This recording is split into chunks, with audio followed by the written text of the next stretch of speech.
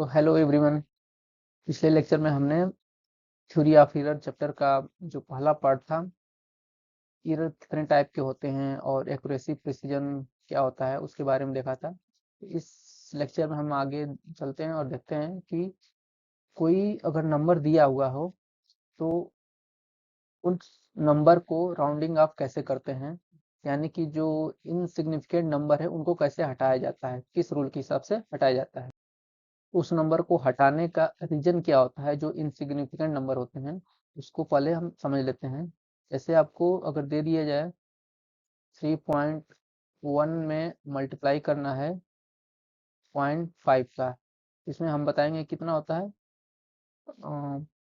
5 और ये हो जाएगा 15, यानी कि इसको हम लिख सकते हैं 1.55। ठीक है, तो ये जो आया है 3.1, ये बता रहा है किसी स्केल से मेजर किया गया है, किसी इंस्ट्रूमेंट से मेजर किया गया है, तो दशमलव के एक पॉइंट तक मेजर कर पा रहा है। ठीक है, और उसी इंस्ट्रूमेंट से किसी दूसरा कोई लेंथ मेजर किया गया है, वो दशमलव के एक पॉइंट तक मेजर कर पा रहा है। ठीक है, तो अगर इन दोनों को गुणा करने की जरूरत पड़े, मल्टीप्लिकेशन करने की जरूरत पड़े, ये मल्टीप्लाई होके 1.55 आ रहा है, यानी कि दशमलव के 2 अंक तक ला रहा है। तो अगर हम मेजरमेंट कोई कर रहे हैं नंबर को, दो नंबरों को, तो उसमें जो दशमलव के बाद जितने अंक हैं उस इंस्ट्रूमेंट से तो बस एक ही अंक तक मेजर कर पा रहा है, लेकिन मल्टीप्लाई करने के बाद ये 2 अंक तक चला जा रहा है। ऐसा नहीं हो सकता कि कोई इंस्ट्रूमेंट है वो मेजरिंग जो कर रहा है, मेजर कर रहा है डिस्टेंस, वो दशमलव के एक पॉइंट तक मेजर कर रहा है और गुणा करने के बाद हम जो आंसर लिखें इतना लिखें, क्योंकि ये गलत हो जाएगा। ये दशमलव के 2 अंक तक बता रहा है ना। तो उस इंस्ट्रूमेंट से मेजर जो किया जा सकता है मैक्सिमम दशमलव के एक पॉइंट तक ही मेजर किया जा सकता है, यानी कि आपको आंसर बस सिर्फ दशमलव के एक अंक तक ही, दशमलव के बाद एक अंक तक ही आंसर बताना चाहिए। तो ये आपको छोड़ना पड़ेगा। अब इसको छोड़ने के लिए क्या रूल है इसको देखते हैं। ठीक है, इसलिए इसकी जरूरत पड़ती है राउंडिंग ऑफ की। तो पहला रूल है, if the first digit in the discarded digit is less than 5, then the last digit in the retained digits a remains unchanged। ठीक है, हिंदी में क्या मतलब है इसका, देखिए, यदि छोड़े गए अंकों में पहला अंक 5 से कम है तो रखे गए अंकों में अंतिम अंक अपरिवर्तित रहता है। एग्जाम्पल भी आपको दिया गया है। अब जैसे मान लीजिए यहाँ पर देखिए 3.453 ये नंबर है। अब इसको हमें बताया जा रहा है कि 3 सिग्निफिकेंट डिजिट तक रखना है, यानी कि 5 नंबर तक रखना है। 3.4 ये 5 तक रखना है, ये 3 को हटाना है। इसमें कह रहा है जो हटाने वाली संख्या है ये 3, इसको अगर हटाना है तो ये कह रहा है अगर 5 से कम है तो ये जो रखने वाली संख्या है, लास्ट वाली अंक, इसमें एक न तो जोड़ा जाता है न तो घटाया जाता है, इसको ऐसा ही लिख दिया जाता है। तो यहाँ पर लिखा है 3.45। ठीक है, इसका मतलब एक बार और समझ लीजिए। लिखा गया यदि छोड़े गए अंकों में पहला अंक 5 से कम है, तो हम इसमें कौन सी संख्या छोड़ रहे हैं, 3 छोड़ रहे हैं। तो इस छोड़े गए अंकों में ये अगर पहला अंक है, इधर और भी नंबर हो सकते हैं, लेकिन ये अगर पहला अंक जो है अगर 5 से कम है, तो जो रखे गए हैं नंबर, उस नंबरों में अंतिम अंक जो होगा वो अपरिवर्तित रहेगा। यानी कि 5 था, ये 5 को हम 5 ही बस रहने देते हैं और बाकी सब तो वैसे उतार लेते हैं। ठीक, दूसरा रूल है, देखिए, if the digit if the first digit in the discarded digits is greater than 5, then it is retained by adding 1 to the last digit in the retained digits। इसका करने का मतलब देखिए एग्जांपल में है 3.458, अगर हमें ये 3 अंकों तक रखना है संख्या को और इस 8 को छोड़ना है, तो ये छोड़ने वाली संख्या का पहला अंक है, तो ये पहला अंक अगर 5 से बड़ा है तो जो रखने वाली संख्या है ना, ये 3.45 रखना है, इसमें जो लास्ट डिजिट है उसमें एक ऐड कर दिया जाता है, यानी जोड़ दिया जाता है। इसलिए उसको क्या लिखा जाएगा यहाँ पर 3.46, 5 में एक ऐड कर दिया जाएगा, इसलिए इसको लिखा गया 3.46। ठीक, ये इतना, ये दोनों रूल सबको पता रहता है। तीसरा रूल देखते हैं हम, if the first digit in the discarded digit is 5 और देयर इज ए 0 आफ्टर 5, या तो लास्ट डिजिट जो छोड़ने वाली संख्या है उसमें अगर पहला डिजिट 5 है या 5 के बाद 0 है, then 1 will be added to the retained digits if it is odd। ठीक, अगर रखने वाली संख्या का जो अंतिम अंक है अगर ऑड है तो उसमें एक जोड़ दिया जाता है। If it is even then it will remain unchange. Example से देखिए, समझ लीजिए 3.47 मान लीजिए हमें 3 अंक तक रखना है, ठीक है, ये नंबर है, तो इस नंबर में तो यहाँ पर है देखिए 3 अंक तक रखना है, 3.47 तक, और ये जो छोड़ने वाली संख्या वो 5 है, ना तो 5 से बड़ी है ना तो छोटी है। अगर ये दो 5 से बड़ी रहती या छोटी रहती तो पहला या दूसरा रूल लग जाता। ये है अंतिम अंक जो छोड़ने वाली संख्या है, ये क्या है, छोड़ने वाली संख्या का पहला जो अंक है वो 5 है, या फिर 5 के बाद अगर 0 हो तो क्या देखा जाता है, जो रखने वाली संख्या है, ठीक है, ये रखने वाली संख्या है उसका अंतिम अंक देखा जाता है। तो अंतिम अंक क्या है रखने वाली संख्या का, 7 है, 7। अब ये 7 देखा जाता है ऑड है कि इवन है। जब अगर ये ऑड होता है तो उसमें एक ऐड कर दिया जाता है, यानी कि 7 में एक ऐड कर दिया जाएगा तो उसको लिखा जाएगा 8। ठीक है, बाकी संख्या 3 अंक तक रखना है तो 3.48 हो जाएगा।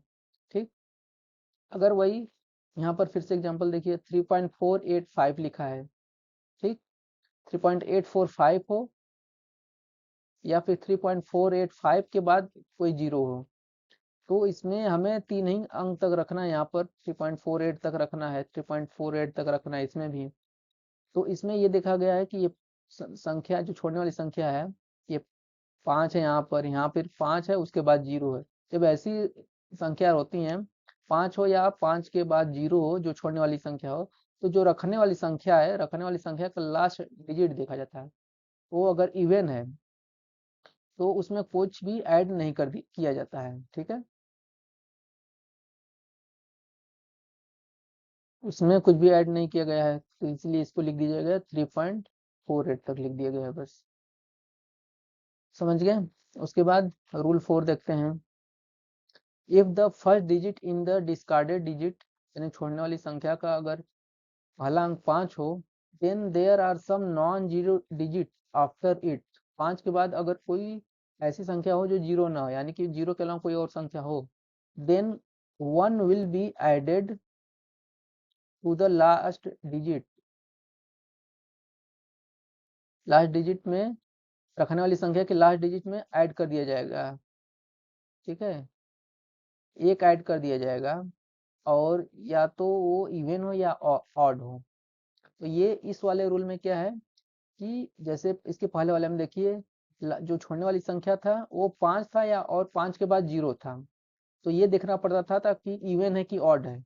इसमें अगर जो छोड़ने वाली संख्या अगर पहला अंक 5 है और 5 के बाद अगर कोई नॉन नॉन जीरो डिजिट हो, तो ये फिर देखना नहीं है कि इवन है या ऑड है, उसमें एक क्या कर दिया जाएगा, ऐड कर दिया जाएगा। जैसे यहाँ पर देखिए अगर हमें 3 अंक तक रखना है, 3.47 तक रखना है यहाँ पर, तो उसके बाद छोड़ने वाली संख्या पहला अंक 5 है और 5 के बाद देखिए ये नॉन जीरो डिजिट है, यानी कि 10। ठीक है, 0 1 0 है ना, ये 1 क्या है, नॉन जीरो डिजिट है।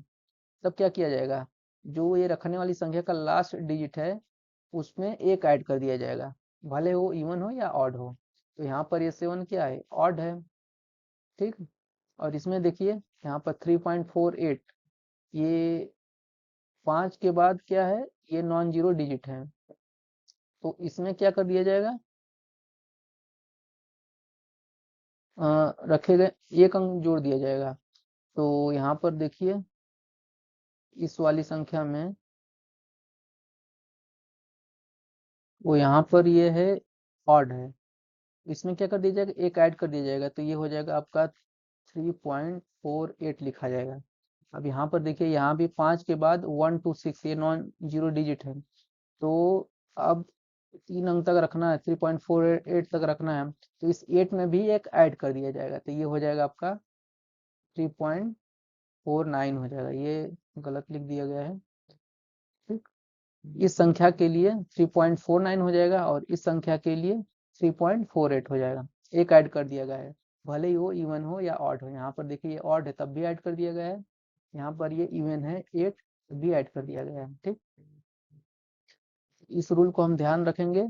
तो सिग्निफिकेंट डिजिट अगर ज़्यादा आ रहे हैं, इनसिग्निफिकेंट आ रहे हैं, तो उसको हटाना है, तो इस रूल के अनुसार हम उसको हटाएंगे। तो आगे चलते हैं अब। जो अर्थमेटिक ऑपरेशन है, जोड़ घटाना गुणा भाग होता है, उसको कैसे जोड़ा जाता है सिग्निफिकेंट नंबर के साथ या सिग्निफिकेंट डिजिट के साथ, कैसे लिखा जाता है आंसर। ठीक है, इसको देखते हैं। तो रूल पहला कह रहा है, while adding or subtracting different measurements, the final result should have same number of digits after the decimal as are in the measurement with lowest number of digits after the decimal। कहने का क्या मतलब है कि अगर कई सारी संख्याओं को हमें जोड़ रहे हैं, तो दशमलव के बाद सभी संख्याओं में देख लीजिए, दशमलव के बाद जो जिसमें सबसे कम संख्या रहेगी, ठीक है, तो उसी संख्या तक हमें आंसर बताना रहता है। जैसे इसमें देखिए दशमलव के बाद 1 अंक तक है, यहाँ दशमलव के बाद 3 अंक तक डिजिट लिखा गया है, इसमें दशमलव के बाद 2 अंक तक डिजिट लिखा गया है। तो फाइनली इसको जैसे हम जोड़ते हैं नॉर्मली, वैसे जोड़ लेंगे, लेकिन जब फाइनल आंसर लिखेंगे सिग्निफिकेंट नंबर के साथ, तो इसमें नंबर क्या लिखना पड़ेगा। यहाँ पर देखिए दशमलव के बाद जिसमें सबसे कम अंक रहेगा, यानी दशमलव के बाद 1 अंक, यही है सबसे कम, इसमें 3 है, इसमें 2 है, तो ये एक ही है दशमलव के बाद। तो यानी कि जो आंसर लिखना होगा वो हमें दशमलव के बाद एक ही अंक तक लिखना होगा। ठीक है, तो यहाँ पर देखिए हमारा इन तीनों को नॉर्मली जैसे जोड़ते हैं, वैसे हमारा आ गया आंसर 29.784 है। ठीक, तो इसमें से हमें दशमलव के एक अंक तक लिखना है, यानी कि 29.7 यहाँ तक लिखना, और इन दोनों संख्याओं को छोड़ना है, 8 और 4 को छोड़ना है। तो अभी राउंडिंग ऑफ का कंसेप्ट हमने पढ़ा है, रूल देखा है, उसमें क्या कहा गया था, जो छोड़ने वाली संख्या है वो अगर पहला नंबर, देखिए यहाँ पर अगर वो 5 से बड़ा हो, ठीक है, तो 5 से बड़ा हो तो क्या किया जाता है, जो रखने वाली संख्या का लास्ट डिजिट है उसमें एक ऐड कर दिया जाता है, यानी कि जो 7 है ये, उसमें एक ऐड कर दिया जाएगा और फिर आंसर बताया जाएगा, और इन संख्याओं को फिर क्या कर दिया जाएगा, छोड़ दिया जाएगा। तो देखिए यहाँ पर लिखा गया आंसर, फाइनल आंसर क्या हो जाएगा, 29 पॉइंट, ये 7 में एक ऐड कर दिया गया है, तो ये 8 हो गया है, और बाकी ये 84 को छोड़ दिया गया है। ठीक है, अब यही सेम रूल घटाने में भी यूज होगा। जैसे ये एक नंबर है, इस नंबर में से इतना नंबर घटाना है हमें, तो यहाँ देखिए दशमलव के 3 अंक तक है, यहाँ दशमलव के 1 अंक तक है, जो फाइनल आंसर हम बताएंगे वो दशमलव के 1 अंक तक ही बताएंगे। ठीक, तो जैसे नॉर्मली पहले जोड़ा या घटाया जाता है, उसे कर दिया जाएगा, तो ये घटाना है तो पहले घटा लेंगे नॉर्मली जैसे होता है। तो अब हमें ये बस 0.4 यानी कि यहीं तक हमें आंसर लिखना है, 2.4 तक लिखना है। तो अब जो छोड़ने वाली संख्या है क्या है, 92। अब इस 92 में जो पहली संख्या है 9, ये देखा जाएगा 5 से बड़ी है या छोटी है, तो हम जानते हैं ये 9 क्या है, 5 से बड़ी। जब ये बड़ी अगर संख्या है, तो जो रखने वाली संख्या है कौन सी है, 2.4 है, रखने वाली संख्या का जो लास्ट डिजिट है उसमें एक ऐड कर दिया जाता है। ठीक, अभी रूल देखें हम, इसमें एक ऐड कर देंगे तो 5 हो जाएगा, तो फाइनल आंसर हम बताएंगे 2.5 सेंटीमीटर।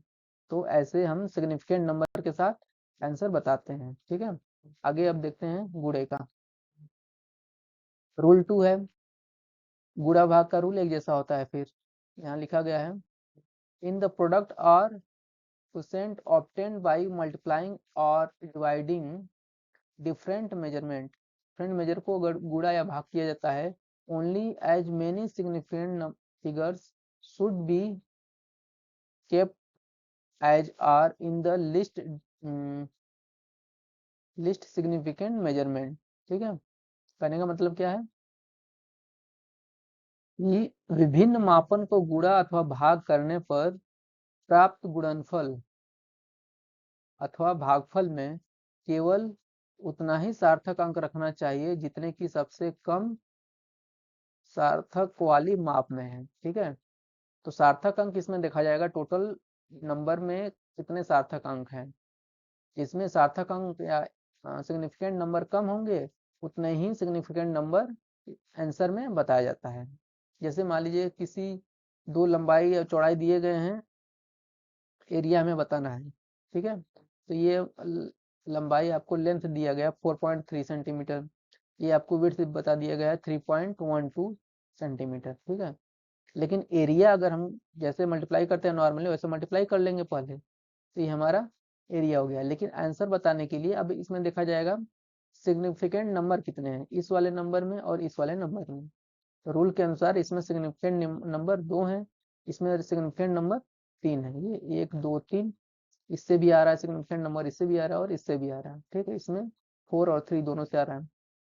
तो जो आंसर बताया जाएगा उसमें भी सिग्निफिकेंट नंबर कितने होने चाहिए, इसमें सिग्निफिकेंट नंबरों की संख्या जितना जो दोनों संख्याओं में जो सबसे कम है उतना ही सिग्निफिकेंट नंबर होने चाहिए। उसी तरह इसमें भी सिग्निफिकेंट नंबर तब बताएंगे कि कितना आंसर लिखें कि उसमें सिग्निफिकेंट नंबर 2 ही हो बस, क्योंकि सबसे कम सार्थक अंक सिग्निफिकेंट नंबर इस वाली संख्या में जो कि 2 के बराबर है। तो आंसर भी हमें ऐसा बताना चाहिए जिसमें सिग्निफिकेंट नंबर 2 ही हो, ठीक है। तो यहाँ पर अगर आंसर इसमें से अगर हम 13 बता रहे हैं 13, तो इसमें अगर पूछा जाएगा कितने सिग्निफिकेंट नंबर हैं तो हम कहेंगे 2 ही सिग्निफिकेंट नंबर है, 1 के कारण और 3 के कारण। तो ये आपका आंसर सही होगा, ठीक है। इसी तरह सेम अप्लाई रूल गुणे भाग के लिए भी होगा। भाग के लिए देखिए, जैसे किसी ऑब्जेक्ट का ये आपको डिस्टेंस बताया गया कि कोई ऑब्जेक्ट है 10.3 सेंटीमीटर तक दूर गया है, ठीक है। कितने सेकंड में, 3 सेकंड में। तो हमें उसका स्पीड बताना है इस ऑब्जेक्ट का। तो स्पीड बराबर डिस्टेंस अपॉन टाइम होता है। तो डिस्टेंस 10.3 डिवाइड बाई 3 सेकंड कर दिए हम। नॉर्मली जैसे डिवाइड किया जाता है वैसे तो हमने डिवाइड कर दिया, 3.433 सेंटीमीटर आ रहा है, ठीक है। तो अब बताया जाएगा कि इसमें से नंबर कितना बताना है, कितने सिग्निफिकेंट डिजिट तक आंसर बताना होगा। तो पहले देखेंगे इसमें सिग्निफिकेंट डिजिट कितने हैं।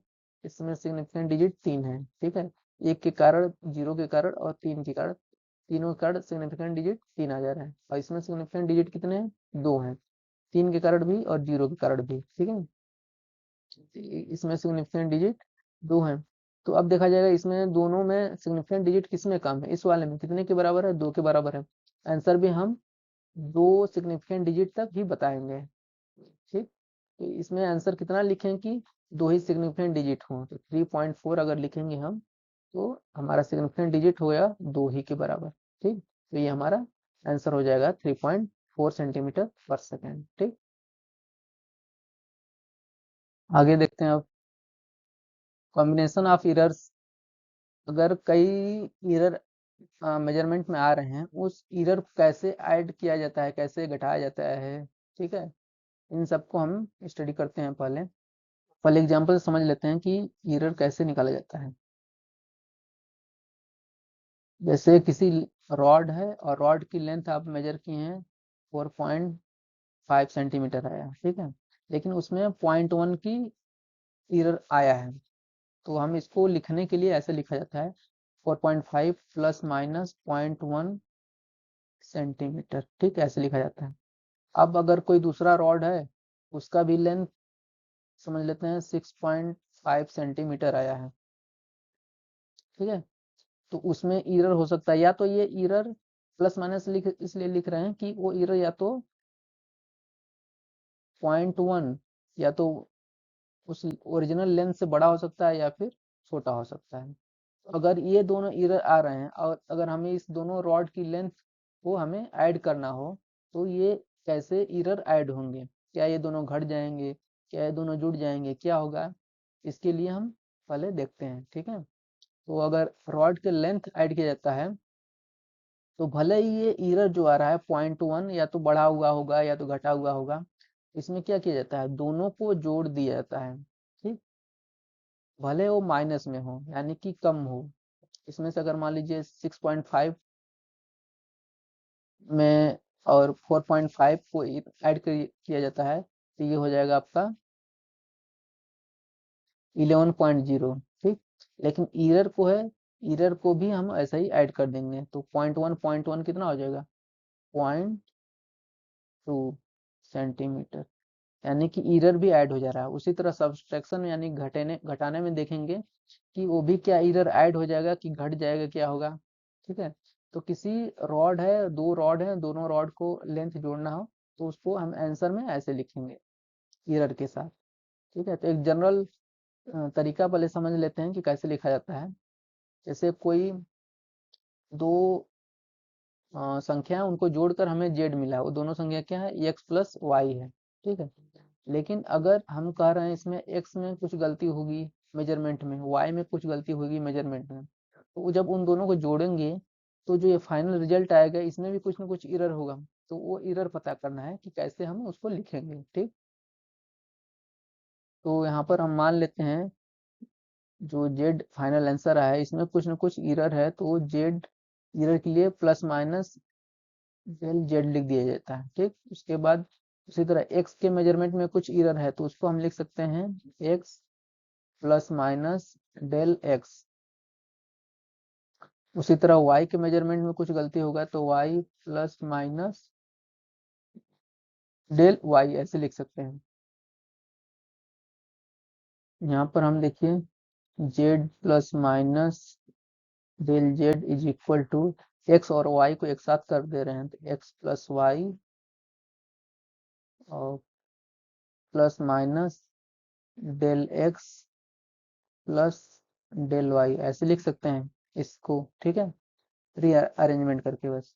तो अब देखिए यहाँ पर ऊपर वाले इक्वेशन से x प्लस वाई को हम z लिख सकते हैं, तो यहाँ x प्लस वाई की जगह हम z लिख देंगे, तो z plus minus del z is equal to z plus minus del x plus del y। यहाँ पर ये z z कैंसिल हो जाएगा, तो यहाँ पर हो जाएगा आपका plus minus del z is equal to plus minus del x plus del y. और ये डेल एक्स डेल वाई क्या है, एक्स के मेजरमेंट में इरर है और ये वाई के मेजरमेंट में इरर है, ठीक।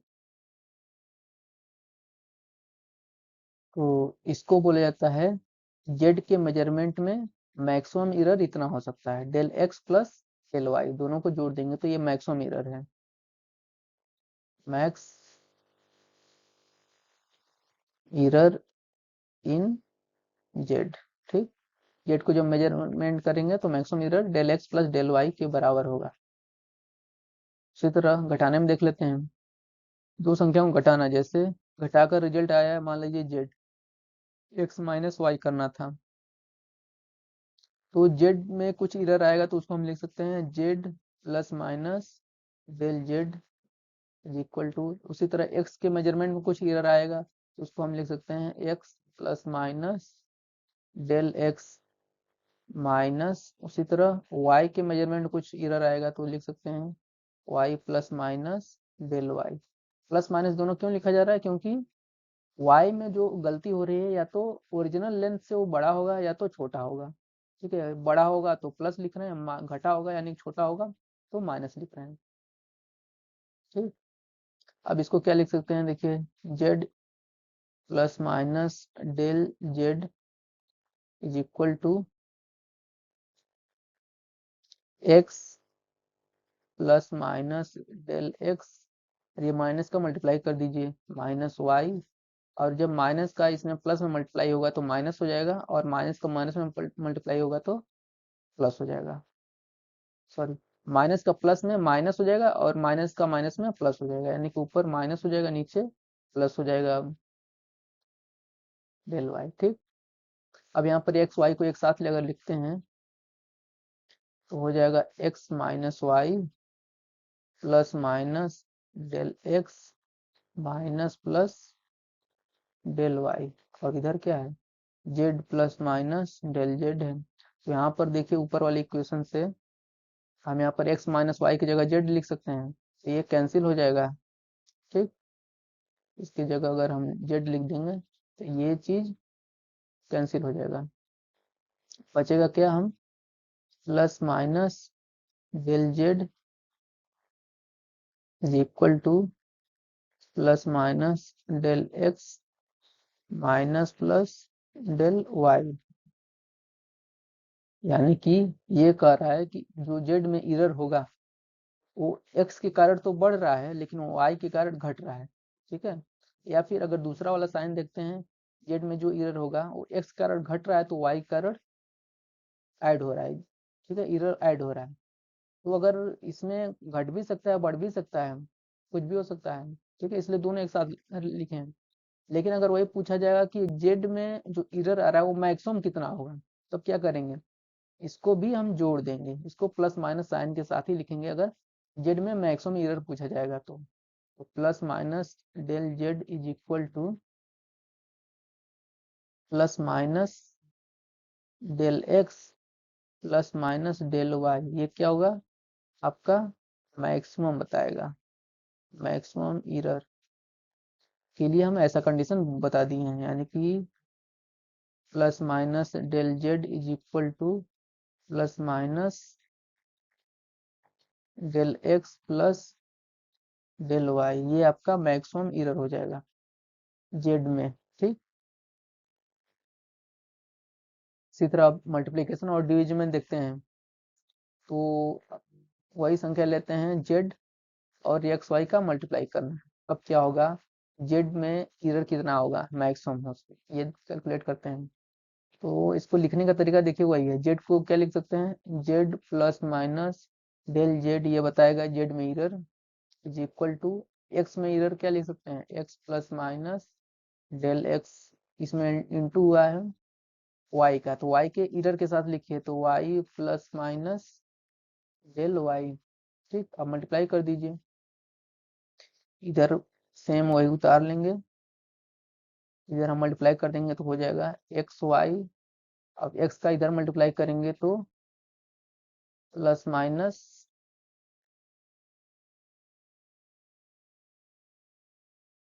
एक्स इंटू डेल वाई, फिर उसके बाद प्लस माइनस इसका इसमें संख्या गुणा करना, एक बार इसमें गुणा करना, एक बार गुणा करेंगे तो हो जाएगा आपका डेल एक्स इंटू वाई, और एक बार plus minus del x into del y, ये हो जाएगा। अब यहाँ पर एक बात जानने वाली है कि देखिए ये जो एक्स और वाई संख्या है ना, ये इस एरर की तुलना में बड़ी होती है।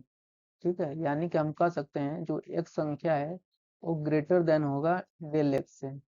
ठीक, बहुत बड़ी संख्या होती है, यानी कि जो एरर है छोटी संख्या होती है। अब डेल एक्स बहुत छोटी संख्या है, डेल वाई भी इसी तरह बहुत छोटी संख्या है, तो दो छोटी संख्याओं को गुणा किया गया है तो ये और भी छोटी संख्या हो जाएगी। ठीक है, तो जो बहुत छोटी संख्या हो जाएगी, तो ये बहुत छोटी संख्या है, इस बड़ी वाली संख्या की तुलना में हम क्या कर सकते हैं, इसको नेग्लेक्ट कर सकते हैं, इसको यानी कि छोड़ सकते हैं, कोई ऐड करने से ज्यादा प्रभाव नहीं पड़ेगा। ठीक है, इसलिए इसको क्या कर दिया जाता है, छोड़ दिया जाता है। तो बचता क्या है यहाँ पर, z plus minus del z is equal to x y plus minus x del y plus minus del x into y. ठीक, इसी तरह फिर यहाँ पर एक्स वाई जो है पहले वाली इक्वेशन से एक्स वाई की जगह जेड रख सकते हैं, और यहाँ पर जब जेड रखेंगे तो वो जेड और ये जेड कैंसिल हो जाएगा। ठीक, तो बचेगा क्या यहाँ पर, plus minus del z is equal to plus minus x into del y plus minus del x into y. अब क्या किया जाता है, जेड से दोनों तरफ भाग देने में कोई इफेक्ट नहीं पड़ेगा। ठीक है, तो जेड से भाग दे देंगे, तो यहाँ पर हो जाएगा आपका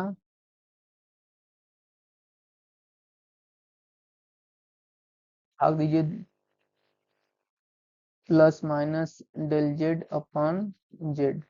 ठीक, इज इक्वल टू, अगर जेड से भाग दे रहे हैं तो यहाँ से जेड की वैल्यू रख दीजिए, जेड का वैल्यू एक्स वाई है, एक्स एक्स कट जाएगा, बचेगा वाई आपका, तो यहाँ वो हो जाएगा plus minus del y upon y plus minus, उसी तरह इसमें जब जेड से भाग दे रहे हैं यानी कि जेड की जगह आप एक्स वाई से भाग दीजिए, एक तरह से कहने का मतलब, क्योंकि दोनों बराबर हैं, तो जब एक्स वाई से भाग देंगे तो वाई वाई कैंसिल हो जाएगा, बस एक्स बचेगा नीचे, यहाँ हम लिख सकते हैं डेल एक्स अपॉन एक्स, नीचे एक्स बचा है। ठीक, तो plus minus del Z upon z is equal to plus minus del y upon y plus minus del x upon x. अगर हमें मैक्सिमम एरर बताना हो जेड में तो लिख सकते हैं उसको plus minus del Z upon z is equal to plus minus एक साथ लिख दिया जाएगा, और इसको रीअरेंज करके हम लिख सकते हैं del x upon x plus del y upon Y. तो ये होगा आपका जेड में मैक्सिमम एरर कहा जाएगा इसको, मैक्सिमम एरर। ठीक है,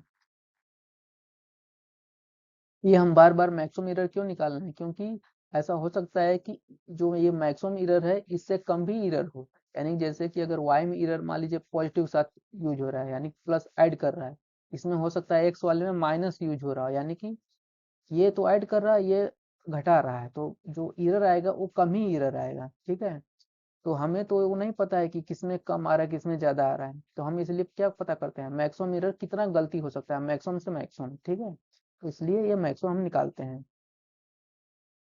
उसी तरह अब डिवीजन में कैसे निकाला जाएगा, तो हम क्या करते हैं, x में भाग देते हैं y से और रिजल्ट आता है z। अब इसको कैसे लिखेंगे एरर के फॉर्म में, इसको लिख लीजिए z plus minus del z, z में error is equal to x में एरर को क्या लिखेंगे, x plus minus del x upon y में error y plus minus del y। देखिए अब इसको क्या लिख सकते हैं, जो y प्लस डेल y है इसको ऊपर ले जाइए पहले, तो यहाँ पर x plus minus del x एक ब्रैकेट में और y plus minus del y एक ब्रैकेट में, ये पावर क्या हो जाएगा, जब ऊपर जाएगा तो -1 हो जाएगा। ठीक है, अब क्या करिए, इसमें से भी x कॉमन लीजिए, इसमें से भी y कॉमन लीजिए, जब y कॉमन लेंगे तो ये क्या हो जाएगा, x अपन y के फॉर्म का हो जाएगा, जो कि कैंसिल हो जाएगा। देखिए यहाँ पर जब x कॉमन ले रहेंगे तो यहाँ पर होगा आपका 1 plus minus del x upon x हो जाएगा। ठीक, देखो क्योंकि कॉमन का जो ले रहे हैं उसको अगर इसमें मल्टीप्लाई करते हैं फिर इतना संख्या आना चाहिए, तो देखिए मल्टीप्लाई करके एक्स का 1 से मल्टीप्लाई कर देंगे एक्स आ जाएगा, एक्स का इस संख्या में गुणा करेंगे तो डेल एक्स आ जाएगा, यानी कि ये सही है कॉमन। ठीक है, उसी तरह इसमें जब y कॉमन लेंगे तो y जब कॉमन लेंगे पूरा का पावर -1 है, तो y की पावर -1 बाहर आएगा। ठीक है, तो y की पावर -1, y कॉमन लिए हैं तो y की पावर -1 बाहर, इसको हम अलग लिख दे रहे हैं, और यहाँ पर हो जाएगा y 1 प्लस डेल y अपन y की पावर -1। ठीक, यहाँ पर अब देखिए x y की पावर -1, यहाँ पर हो जाएगा 1 plus minus del x upon x की पावर कुछ नहीं है 1 है, यहाँ पर 1 plus minus del y upon y -1। ठीक है, और इधर आपका तो है ही z plus minus del Z.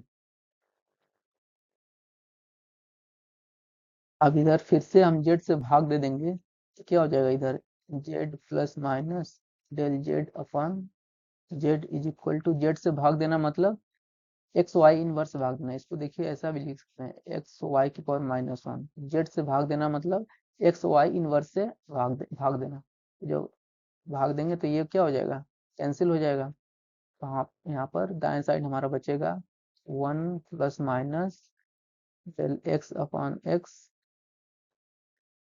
1 plus minus del y upon y power -1। ठीक है, इस वाली संख्या में देखिए, देखिए ये 1 है, 1 plus minus del y upon Y, del Y जो है खुद वाई के रेस्पेक्ट में छोटा है। ठीक है, अब जब डेल वाई को वाई से भाग दे रहेंगे तो ये संख्या पूरा और छोटा हो जाएगा, वो एक से बहुत छोटा हो जाएगा, तो ये एक मैथ में रूल होता है, जैसे हम आपको लिख दे रहे हैं 1 प्लस एक्स की पावर n है, अगर x बहुत छोटा है एक के रेस्पेक्ट में तो इस पूरी संख्या को हम ऐसे लिख सकते हैं, ये आपको बाइनोमियल चैप्टर में पढ़ाया जाएगा जब आप मैथ में पढ़ेंगे, तो इसको हम लिख सकते हैं ऐसे 1 plus n x plus n -1 x square by 2 plus ऐसे कई सारे टर्म होंगे, तो आगे जितने भी टर्म हो चले आते जाएंगे वो सारे टर्म क्या है, छोटे होते चले जाएंगे। ठीक है, क्योंकि x बहुत छोटा है, यहाँ पर x का स्क्वायर हुआ है, उसी तरह x क्यूब होगा तो और छोटा होता जाएगा, तो आगे के टर्म को हम क्या कर रहे हैं, छोड़ दे रहे हैं। इस वाले टर्म को देखिए हम क्या लिख सकते हैं, ये जो पावर है, ये पावर क्या हो जा रहा है, मल्टीप्लाई हो जा रहा है यहाँ पर दे, जैसे इसमें देखिए n क्या हो गया, इसमें मल्टीप्लाई हो गया, यहाँ पर दूसरा टर्म लिखने के लिए इस संख्या में मल्टीप्लाई हो गया। तीसरी वाली संख्या लिखना हो तो एक्स स्क्वायर हो गया, तो ये भी बहुत छोटा हो जाएगा।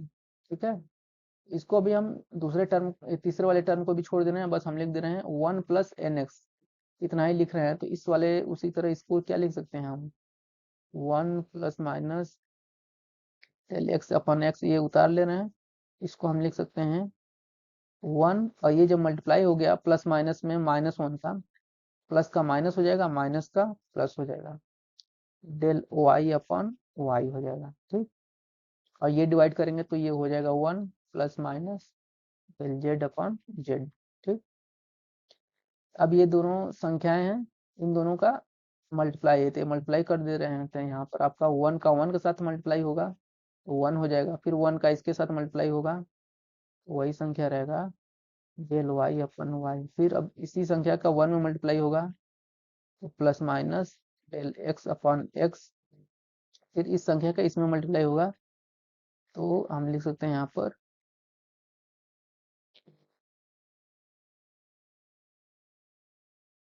ये हो जाएगा आपका minus plus del x/x into del y/y।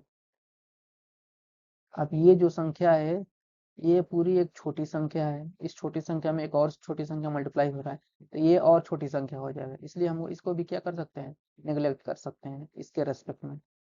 तो इस दाएं साइड जो है उसको हम, उसको फिर से यहाँ ऊपर लिख दे रहे हैं नेग्लेक्ट करके, 1 minus plus del y/y plus minus del x/x। ठीक, यहाँ पर जो लेफ्ट साइड था उसको हम यहाँ पे लिख दे रहे हैं 1 plus minus del z/z is equal to, ये आपका LHL था। तो यहाँ पर 1 है, इधर भी 1 है, तो ये क्या हो जाएगा, कैंसिल हो जाएगा। तो यहाँ पर पूरा फाइनली आ गया का answer del z/z is equal to, इसको रीअरेंज कर लेते हैं, plus minus del x/x minus plus del y/y। लेकिन अगर वही z में मैक्सिमम एरर पता करना हो तो ये फ्रैक्शन के टर्म लिख रहे हैं, del z/z equal to plus minus del x/x plus del y/y। ठीक है, ये हो जाए आपका z में, यहाँ पर मैक्सिमम लिख दे रहे हैं, मैक्सिमम एरर डेल z/z का मैक्सिमम वैल्यू ये होगा। तो ये देखेंगे जैसे मल्टीप्लिकेशन में था वैसा ही डिवाइड में भी है। यहाँ पर देखिए,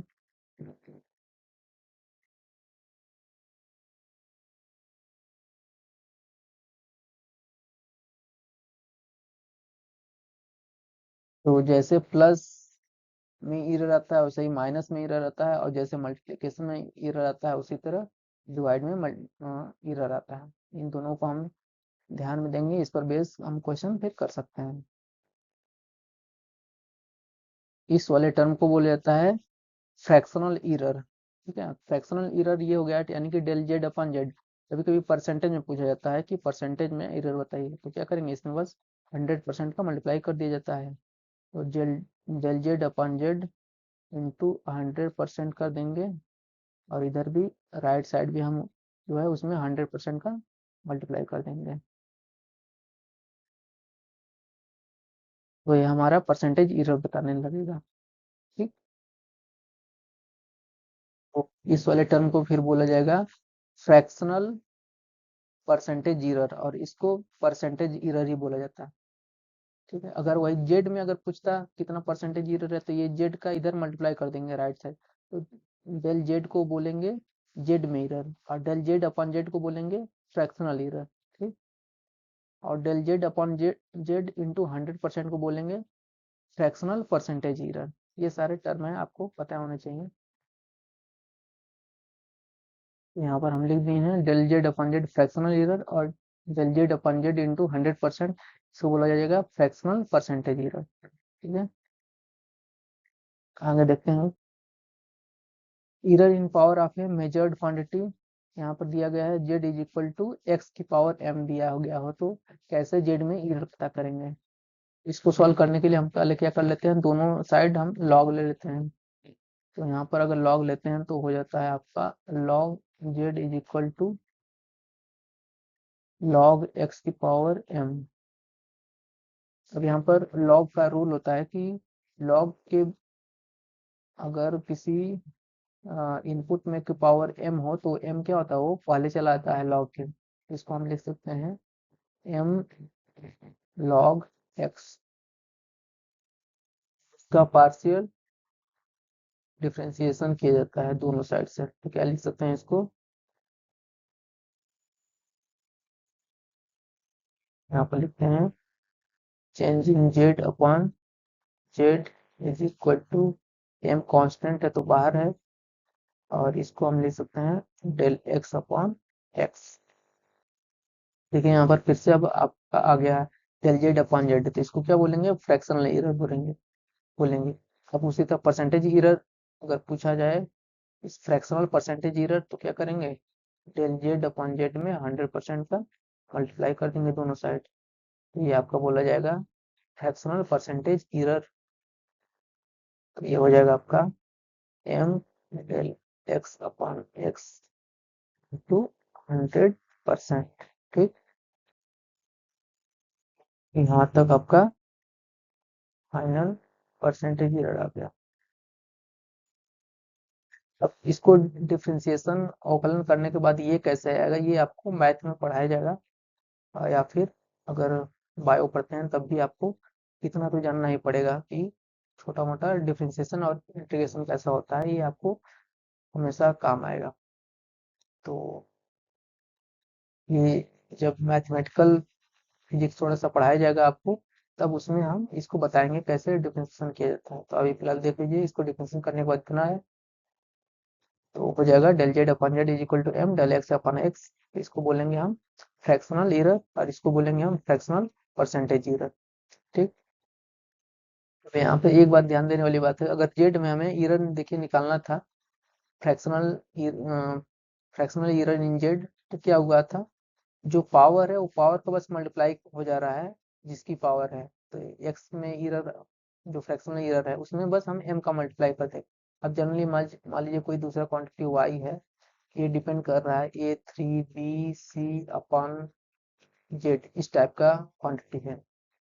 तो अगर हमें y में ये फ्रैक्शनल एरर पता करना हो तो क्या करेंगे,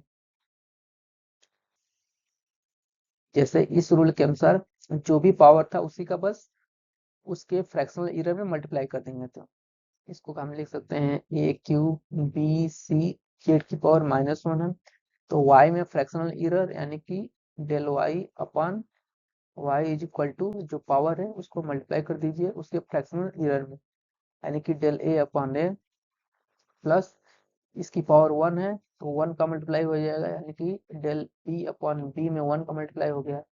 उसी तरह प्लस c के फ्रैक्शनल एरर हो जाएगा डेल c अपॉन c, और ये पावर -1 है तो -1 का गुणा कर देंगे, तो -1 का गुणा करना होगा जेड के फ्रैक्शनल एरर। तो ये आपका हो जाएगा y में फ्रैक्शनल एरर, ये आपको पता चल गया। अगर वही परसेंटेज एरर पूछता तो इसमें 100% का इसमें भी मल्टीप्लाई कर देंगे, और इसमें भी राइट साइड भी 100% का मल्टीप्लाई कर देंगे, तो ये आपका हो जाएगा फ्रैक्शनल परसेंटेज एरर।